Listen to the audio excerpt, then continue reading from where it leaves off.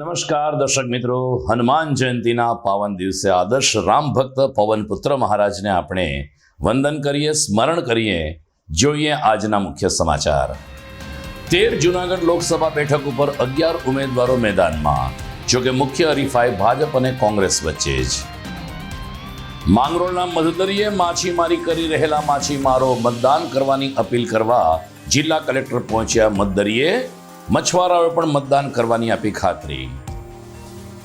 સુખનાથ ચોકમાં આવેલ સરકારી મારી શાળા ખાતે યોજાયું ગણિત વિજ્ઞાન પ્રદર્શન. બાળકો વાંચન પ્રત્યે રસ રુચિ કેળવે તે માટે પુસ્તક પ્રદર્શનનું પણ કર્યું આયોજન. અને ધર્મનગરમાં હનુમાન જયંતીની ભાવસભર ઉજવણી. નાના મોટા હનુમાન મંદિરે હનુમાન ચાલીસા, સુંદરકાંડ, બટુક ભોજન અને અન્નકૂટ દર્શનનો લાભ લેતા રામ ભક્તો. આ તમામ સમાચાર વિસ્તારથી જોઈએ તે પહેલા લઈએ એક બ્રેક.